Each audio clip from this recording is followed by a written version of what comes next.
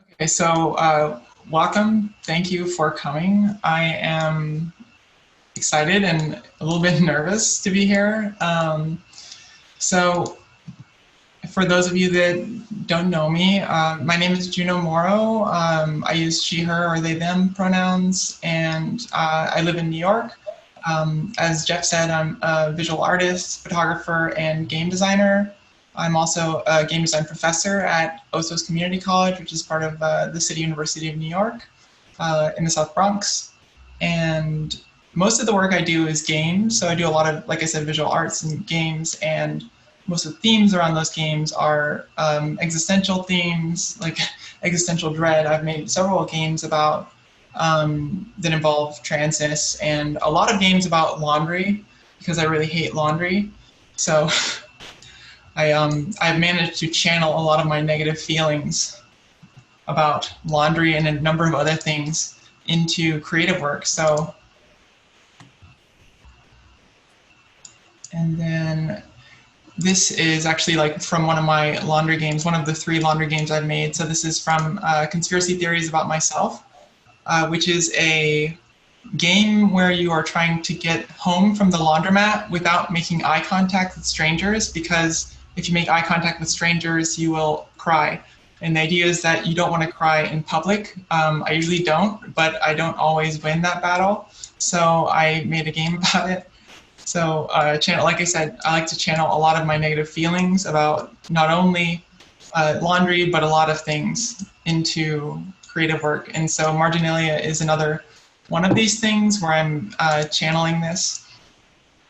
And so for as long as I can remember, I've had a lot of very complex feelings about identity, about authenticity, inauthenticity, feelings of belonging or not belonging, feelings about race, otherness, my own sexuality, gender, family.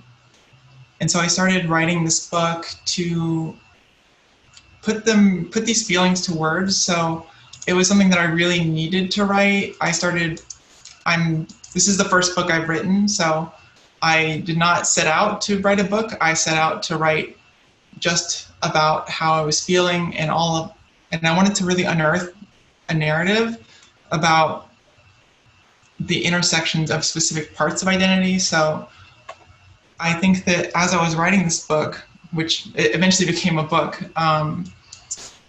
I learned a lot of things about myself, things that I could never even acknowledge to myself or say out loud. I always had a lot of trouble saying things out loud, and as I read, I'll talk a little bit about it. But so it's funny because I wrote this book in a way because I'm really bad at talking about myself and about identity. And so I wrote a book about it, and now here I am talking about it, which is pretty funny in a way, this kind of like weird roundabout thing. So it's a book about identity in a lot of ways, but it's not just a traditional trans memoir. It's a lot about the intersections of various identities and how others see us. You know, a lot of times when people look at you, they assume you're one of them or not one of them, and I think also I wanted to get this out there into the world because a lot of things I've read, specifically like things like Whipping Girl by Julia Serrano, stuff by Casey Plett, reading these things and reading about other people's experiences really helped me to accept myself and get into a better place. And so I want to give back to other people. Hopefully, you know, my story is one that will resonate with other people. I'm having that thing where your mouth goes really dry, and I'm surely gonna drink all of this water and then need like 5 more glasses by the end of this. So yeah, so it's also a sort of a hybrid memoir in which, and let me advance this. It's also a hybrid memoir, so it has all kinds of visual art, photography. It has little artifacts like screenshots from my personal messages and lots of stuff. So it's definitely like something different than most things you've probably seen.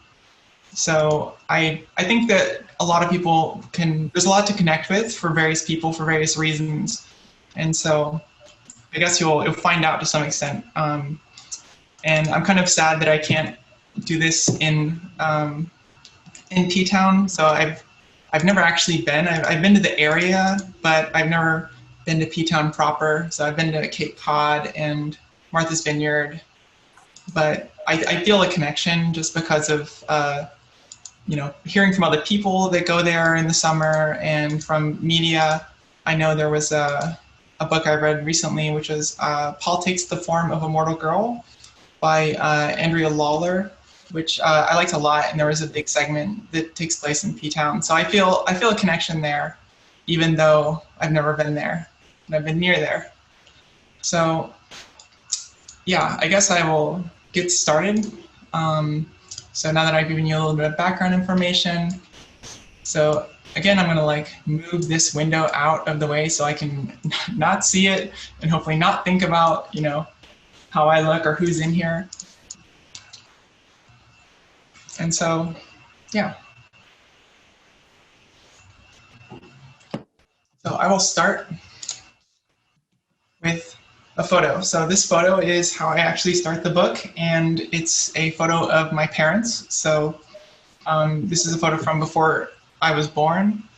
So it's there are a lot of family photos and things in there. So my parents before I was born. And I also started the book with a quote, and it's from Charles Darwin. So his quote is, "The mule always appears to me a most surprising animal, that a hybrid should possess more reason, memory, obstinacy, social affection, powers of muscular endurance, and length of life than either of its parents, seems to indicate that art has here outdone nature." And I really love this quote and the idea of having different kinds of experiences coming from multiple places, having a foot in one area and a foot in another, and coming out stronger because of it. I don't know if you can see my cat here. And so I really wanted to start out with that quote. And so I've always been a shy person, embarrassed to exist in the world. As a child, I hid behind my mother's legs, and as an adult, I hid behind misguided attempts at objectivity, as if psychological distance could insulate me from, and ultimately allow transcendence of, the harsh incongruences of our interior lives facing society. Unsure how I fit into this world of borders, I was afraid to acknowledge that I exist. I thought that if I could be ignored, shrinking away in corners and shadows, maybe I could get away without having to live. And so that's the opening. So I have some more photos here for you. So, and I included some that weren't in the book. So if you're one of the few people who got the book in advance and read it, you can see some more stuff. So this is once with my mother on top and my father down below at Disney World. So I've been many times. So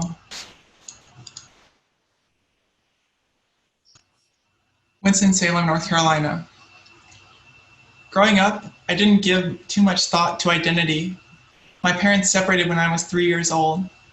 My mother and I found ourselves moving cross-country to Winston-Salem, North Carolina, to live with my grandmother, Judy, while my mother tried to figure out her professional destiny after a short-lived career as a hairdresser.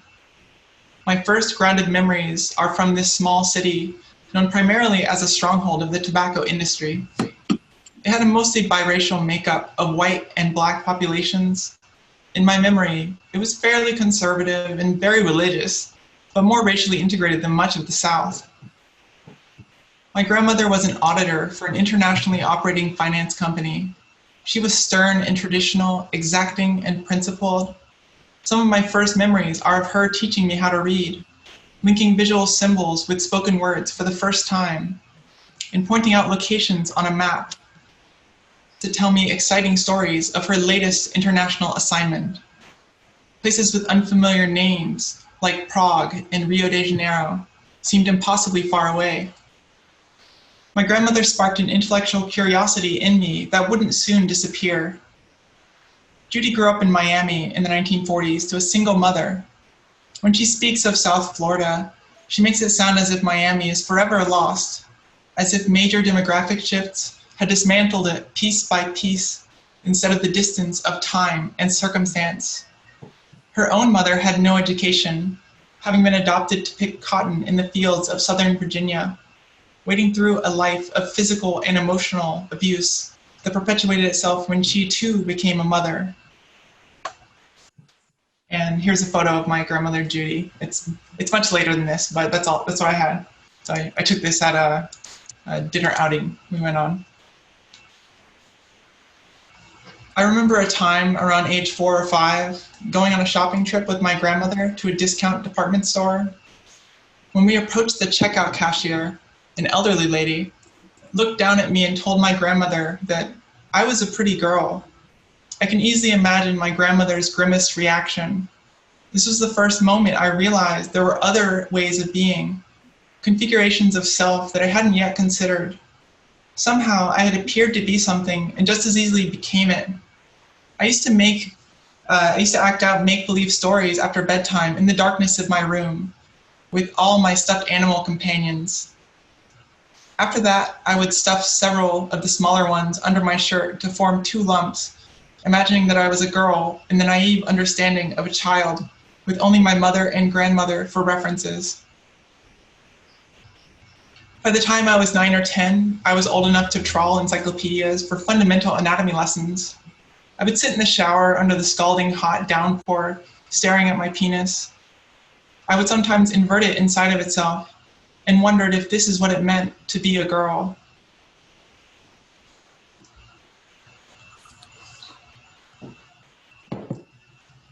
During this time, I learned in elementary school about the injustices the Black enslaved faced at the hands of white enslavers.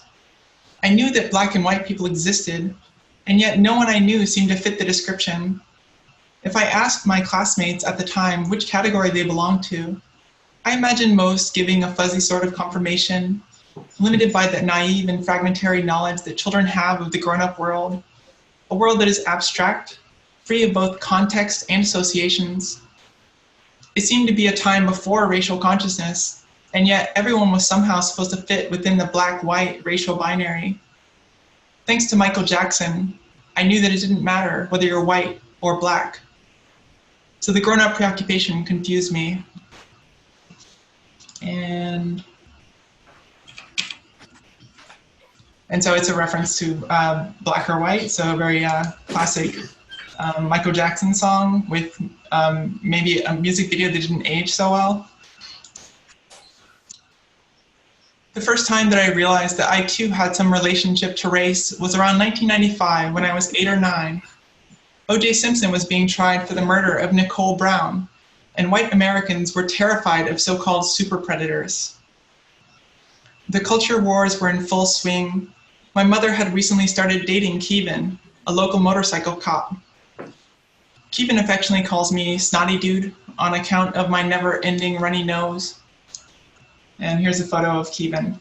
And so I said that Kevin called me Snotty Dude affectionately because of my runny nose, but my mom actually read this after and she said that my nose was not runny and that she doesn't know why he called me that. So just a small little correction on that. A man of substantial proportions, he had completed college on a full-ride football scholarship. Kevin was also a dark-skinned Black man. This was the only time I remember my mother and grandmother fighting. We soon moved out of our house. I came to learn that the tension was caused not by who he was, but by who we were. My mother's fair complexion, blonde hair, and blue eyes epitomized whiteness, an apparently self-evident fact that made us white by implication. And yet, when we were together, people softly questioned our relationship. She would tell them that I was her son, and that the darker features came from my dad's side. My mother enjoys marveling at the diversity of men she's dated: Black, white, Asian, Persian, Puerto Rican, Cuban. When probed further, she would reply that my father had some Filipino in his family, her phrasing distancing him and consequently me from the burden of being other. It was something he had, not something he was. Occasionally, my grandmother felt compelled to issue an addendum of an impossibly small Cherokee ancestry from a distant great-grandmother many times removed, a familiar claim in both Black and white American families.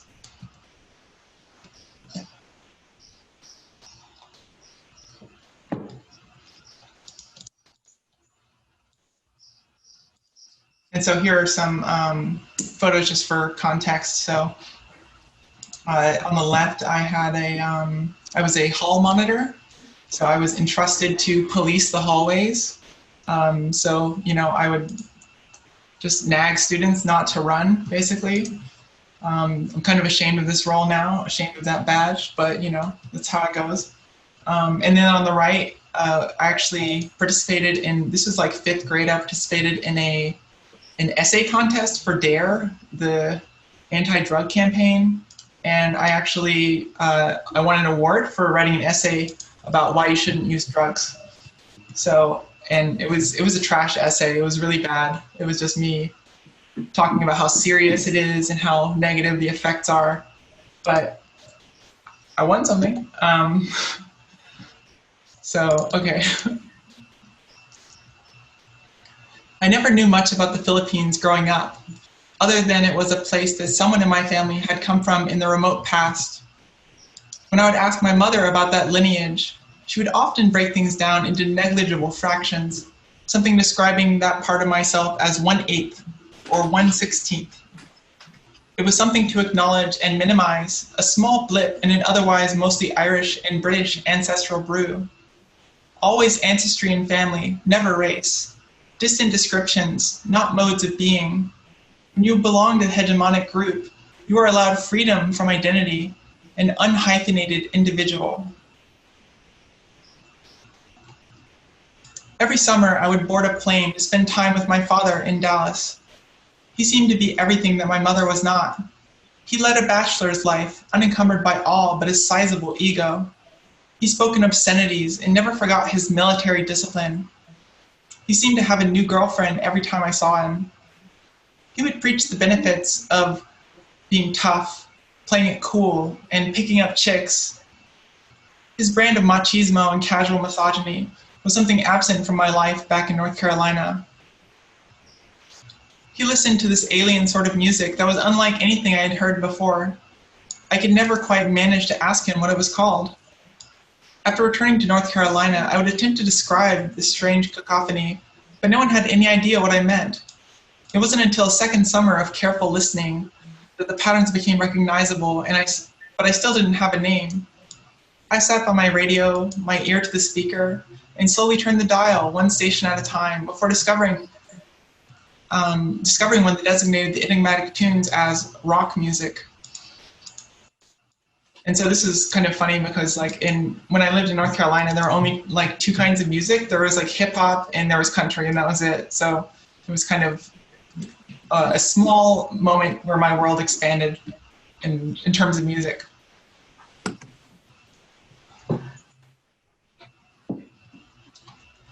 Every time I visited, he would remark upon the regrettable softness and femininities he saw in me as being instilled by my mother. To him, each summer meant an opportunity to correct these flaws and to undo the past 10 months. He desperately tried to develop my interest in any manly sport while chastising me, telling me the old cliche that boys don't cry. He took away the Barbies and stuffed animals that my mother had given me, replacing them with fishing poles and footballs. He dragged me with him to the lake, forcing me to hook the desperately squirming earthworms and sighed when I would cry after accidentally catching something. I went on to walk the poor fish along the lakeshore rather than taking on the gruesome task of unhooking it, more in need of a friend than a victim. He went on to correct my posture and the ways in which I used my body, limp wrists and crossed legs. Undesirable qualities were derided as being for chicks and fags. Given his mythological status and distance from my everyday life, I looked up to him greatly and desperately wanted to please him.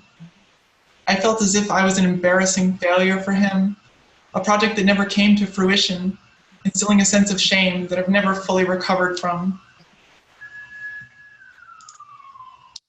And here's a photo of my father when he was younger with his friend at the beach, my father on the left. One summer, I asked him about our race, something I'd never quite been able to grasp. He confirmed to me that, yes, we were in fact white. I still wasn't sure how the Filipino side of the family fit into all this, and he made it sound as if it was all overblown. According to family myth, a Portuguese sailor had somehow inserted himself into the bloodline, supplanting any Asianness with the prestige of Iberia, and so this side too had been white. Yeah, so there are a lot of people in the Philippines who claim kind of mixed ancestry, and there are people with mixed ancestry, but a lot more people who think they have mixed ancestry than actually do.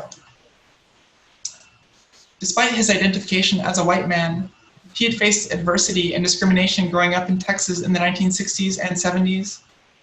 He was raised by an immigrant single mother from the Philippines, along with his younger sister, Sandy, and a younger brother, Bruce.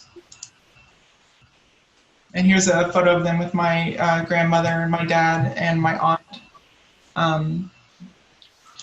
Between their mother's long work hours waiting tables and her declining mental health, they were left to fend for themselves.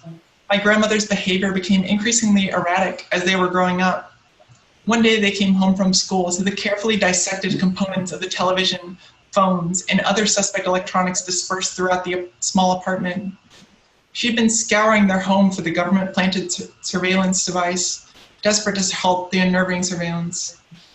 My father and aunt were able to cope with her decline, becoming self-reliant and independent.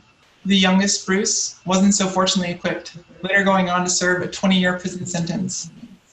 Similarly, my grandmother, on account of her mental health, found herself institutionalized until her death in 2012. My uncle recently a few years ago, he just got out of prison.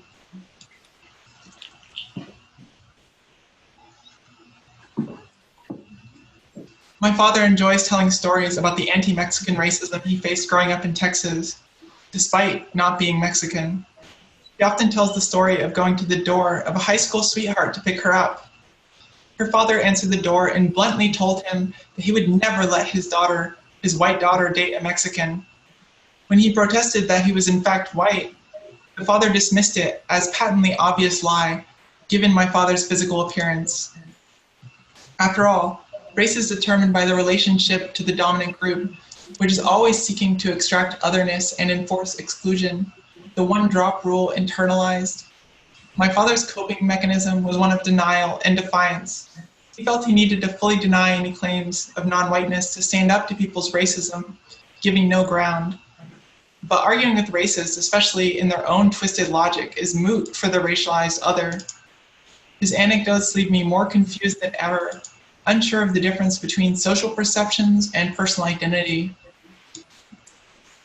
And I was thinking about in terms of the way, you have you have a self, your own personal identity, and you have the way other people see you, and sometimes those things come into conflict.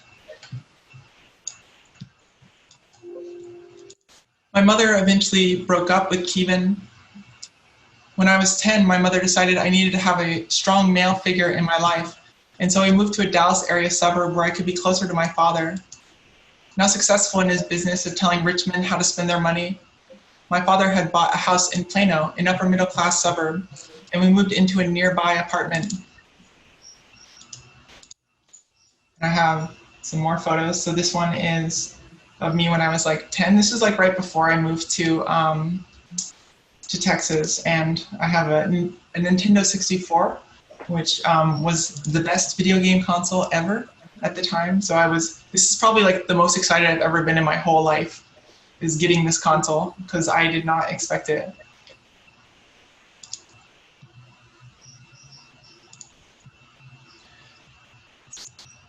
A so-called all-America city, Plano is primarily known for its rigorous schools and safe streets, populated by engineers and money movers, unrooted transplants, and bourgeois newcomers from places like Bangladesh, China, and Nigeria.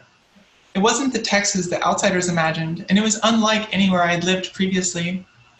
I had a lot to learn about this new place, in which anxieties rested on performance and competition, the trials of the life ahead displacing the immediacy of sustenance and survival.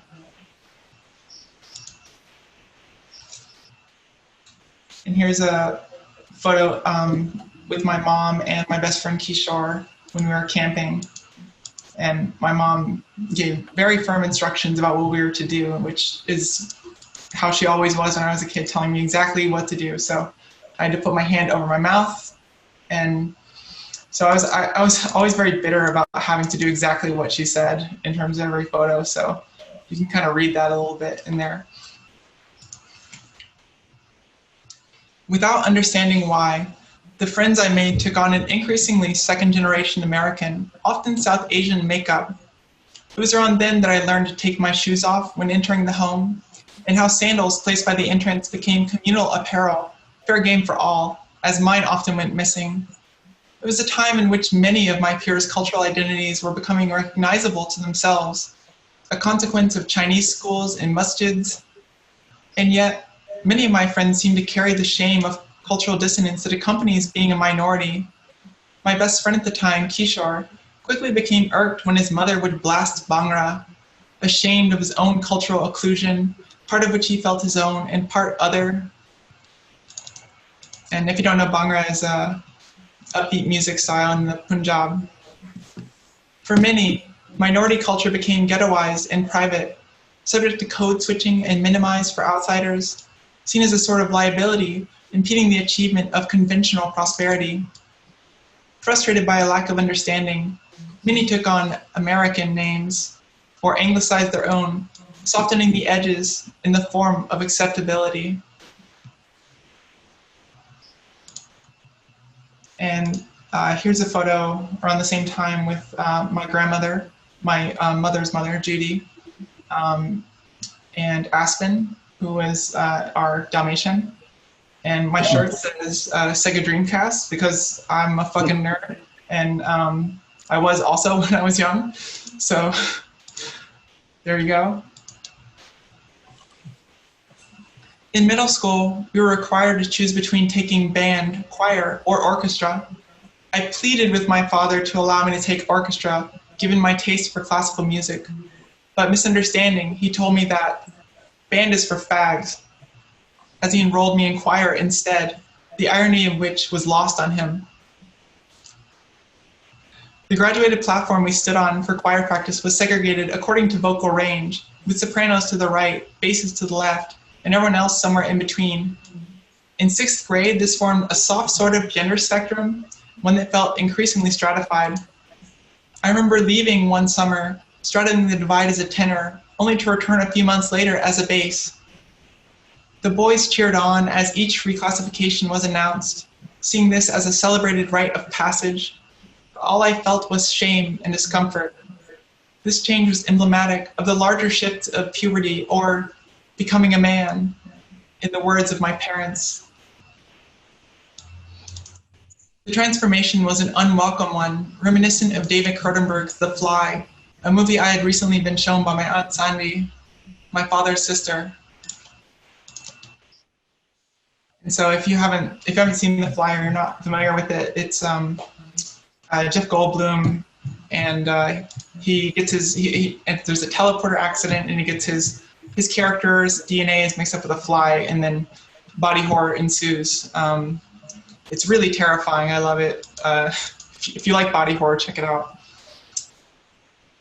My Aunt Sandy sought the status of the cool, rule-breaking family member who would spoil me, capitulating to my every whim. But she had overstepped. The fly had traumatized me, putting an end to her privileged position. As hair began to grow out of my legs and face, I imagined Jeff Goldblum's terrified gaze staring a hole into his alien reflection. The coarse, insectile hairs forced their way out of his body and mine, alike at a similarly rapid pace. My real fear was of seeing the horrific changes later embraced, as happened to Goldblum's character when the fly mind assumed dominance, leaving only a decaying palimpsest of the charming scientist. Developing a hatred for my own emerging masculinities, I soon found a repulsion to others. Every boy and every man became a mirror for my own tragic condition. This soon became colored by the daily reminders from boys at school that I was a faggot, a queer, a sissy. Clearly, something had gone awry.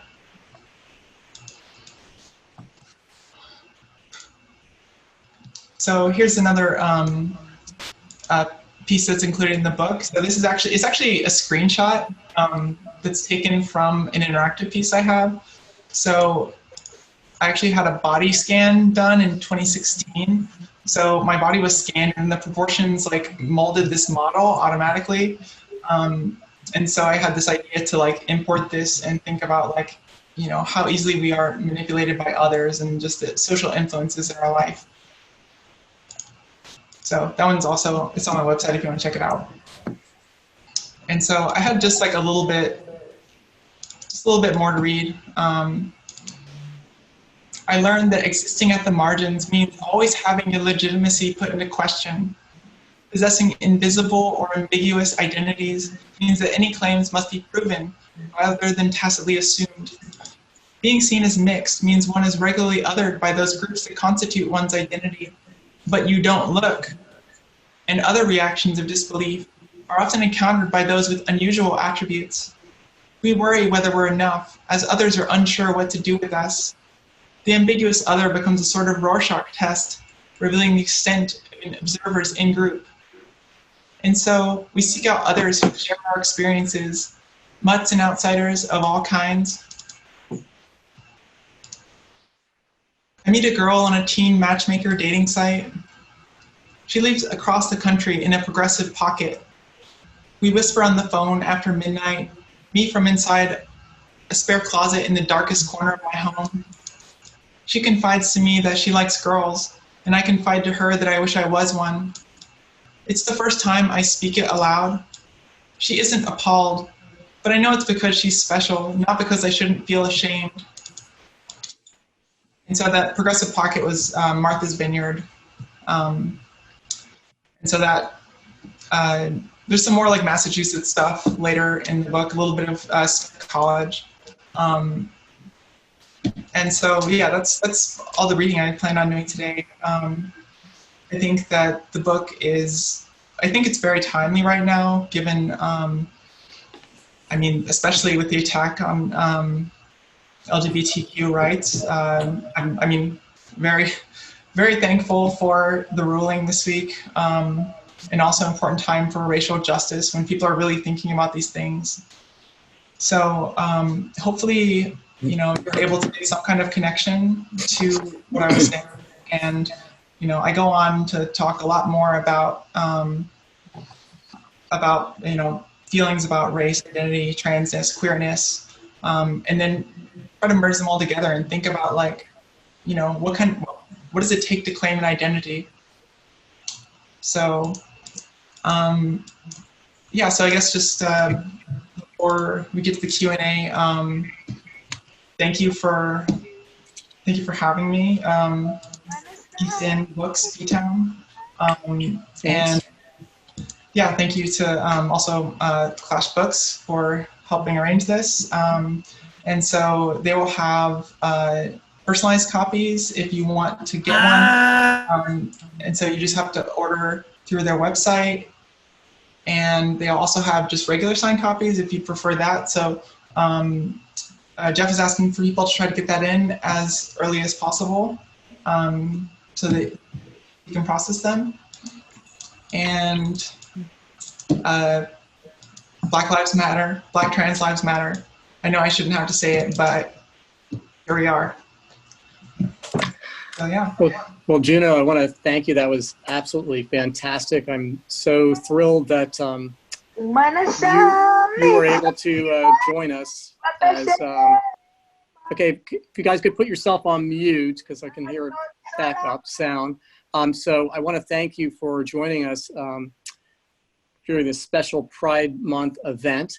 Like everybody across the country, we are trying to struggle and evolve with the pandemic and figure things out. And one of the hardest things for me as a bookseller and a book lover, former publisher, is all my friends like Juno who have new books out and it's coming out now with actual bookstores canceled, and that ability to like be out among people, signing books, people coming up to you, having those conversations, that's really tough. But I'm so glad that even though it's not perfect, that's for sure, that but at least that vehicles like Zoom are available so that we can still bring phenomenal authors like Juno to East End Books customers and readers, and also the video will be available later so that people can have this. We're almost completed with our YouTube channel, our new YouTube channel. We're not quite done yet, but soon that it'll be available, the videos on there, and they'll soon be available on our website. The American Booksellers Association is allowing the videos to be embedded soon, so that'll be there as well. So anyway, I'm watching on the questions. I do have a question for you, Juno, to ask you. In the process of this book that's now produced and that we have, did it evolve? Did it start out as one format or the other only? Was it just going to be a book, prose or nonfiction, or was it going to be just an art book? Or did you have an idea from the beginning to bring it all together? I think it's the kind of thing where, like, you know, I was just trying to write in the beginning. I just needed to write. I needed to like explore these things. And so like I really didn't know what it was going to be. And some of it was personal and like memoir, and some of it was nonfiction, just examining identity from a very objective perspective. And so like I didn't realize, you know, that it would end up becoming this book. I didn't realize that it would be this hybrid format. And so I think it just like, you know, was a learning process, and it just found a life of its own. And so I think that's like what makes me really happy about it, is that it's become what it needed to become. Wonderful. I'm just scanning through now all the screens. So if someone has a question, use the little wave function or wave at me, or if all else fails, send me an email, eastendbooksptown@gmail.com. Stefano, are you scratching, or did you have a question? No? Okay. You have a question? No, I'm looking.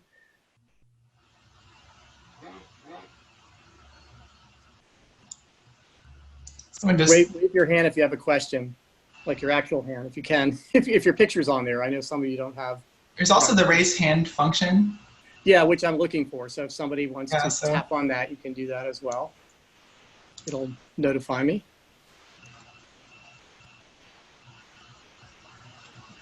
Okay, let's try this. Everybody on the call, hopefully this will work out.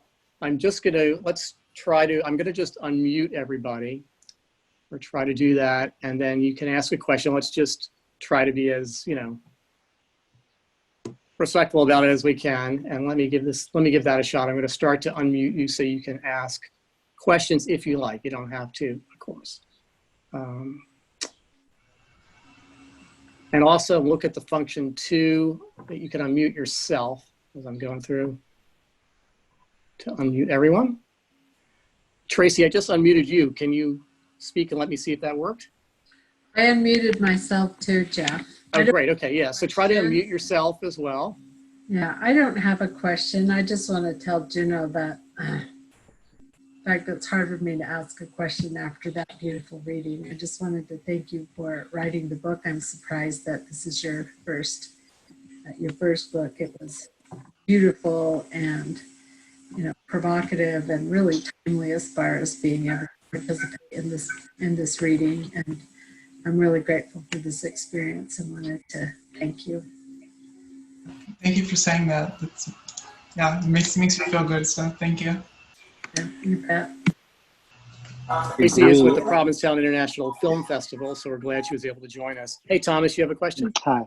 No, not really a question. I just want to say thank you very much. It's, you know, it's really been, you know, like the bright spot of my day and my week, really my whole month, listening to you, Juno, and I look forward to seeing the book and yeah, thank you so much. I'm really grateful. Thank you, Thomas. Let's see. Anyone else with a question? You should be able to unmute yourself. You've got a question? I guess Go ahead. I just wanted to say thank you so much for sharing that. I've been reading your book. Lisa gave me a review copy, and I actually bought a copy to support you. I think I should put my money where my mouth is. But it's funny hearing Nina and I, my girlfriend and I, were listening to your experiences. You described them, and it sounds a lot like what we went through with men in our lives in our childhood, and kind of being expected to be something else, and being told that we're fags or sissies, or that we're something we're not, and being told what to play with, I guess. So I just wanted to say thank you, because it meant a lot to hear that, and to hear you describe your dysphoria as the same as the fly. That's how I always felt about mine, and I guess I wanted to say that. And I also agree that the Nintendo 64 is dope as hell. Thank you so much for your support. And I know Texas is not my favorite place. Oh, it sucks ass. I hate it here. Too Glad we hot. can bond over that, and in addition to other things. Okay, let me look here. Well, if we don't have any other questions, Juno, do you have any closing comments or wishes to the crowd during Pride Month and all the eventful things that are going on? I mean, obviously, it's Pride Month, which is wonderful. So hopefully people are enjoying the month, probably indoors, probably the same you've been enjoying the last few months. So, but hopefully, people are feeling in better spirits and things are starting to open up. And and thank you so much for organizing this event and for having me. So please, please, please support East End Books, Ptown, small bookstore, local, really makes a difference. So please try to support them if you can. I see Luciana and Marcello. Sorry, I didn't see the function. So Luciana, do you have a question? And then we can go back to. It went off the screen. I already said what my piece. I just was thanking her. What about you, Marcello? Would you like to go forward? Well, I feel like. Thank you. Okay, I guess I'll jump in. Sorry to interrupt the goodbyes, Juno. I had my hand raised because I was, as a fellow nerd, I was wondering what role games have played in your life in relationship to identity. Yeah. So that's something I should really have an answer for, I guess. And, I think that it's just like another aspect of identity. It's being a fucking nerd, as I said, is a very important aspect of my identity. Liking books and games and technology and all of those things are, I think, also informed how I view the world. So thinking in terms of systems, thinking in terms of how different things can modify to affect something in a greater way, I think definitely had an effect on me. So not just in that, that goes with games and systems. So I think there's definitely an effect. I don't know if it's cause and effect, but there's there's a connection somehow there.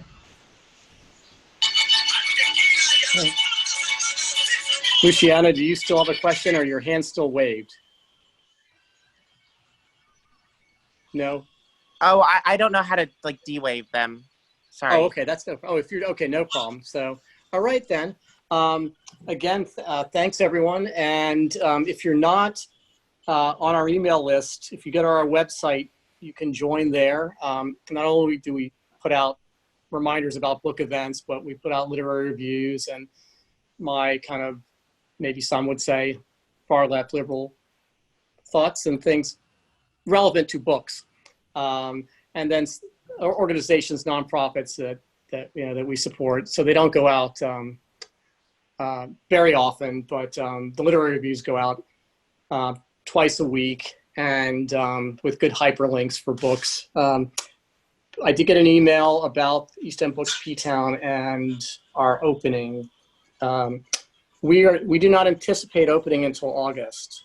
And we're here, and every day we're shipping books out across the country through our website, and we are doing every day curbside pickup by appointment, and we're doing free delivery to people in Provincetown, Truro, and Wellfleet. But we're still kind of getting everything sorted out for the town of Provincetown and state of Massachusetts requirements to make sure that the customers and staff are safe.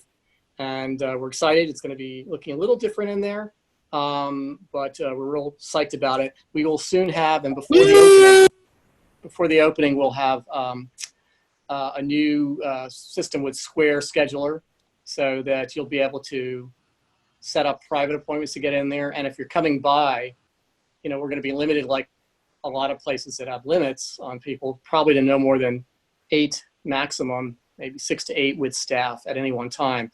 So what we're going to be doing is when you come by, if it's indicated that it's full and you're heading off to lunch or something like that, or the beach, like last summer when the zillions of people were here and the store was jam-packed front to back, you couldn't get in, so people would come back. This time you'll be able to set up an appointment right away, come after dinner or before dinner, so to try to ease the fact that not as many people can get in, and people do want to get in, and I want to see you, and we all want to see you. So we're looking forward to it. But anyway, thank you so much. I hope you'll join us on Saturday and meet Mona Awad, which would be, she's really cool, and her book Bunny. Okay, I think that's it. I think we're getting some feedback there. Thanks again, everyone. I hope you have a beautiful week. I will let you know that since Zoom has allowed us to go in and take away the automatic password function, that we'll be doing that, so that then when you get the registration reminder from Eventbrite, it'll have just the link you click on. So sorry about that, but we had to go back in and manually take that out, which I'll be doing for all our future events, that requirement, because there's not supposed to be that. You're supposed to be able to just click. But anyway, thanks for going with it. We're a quirky little bookstore in Provincetown. We appreciate your support very much. Thank you, and have a great week. Thank you, Juno. Thank you. Thank you all for coming.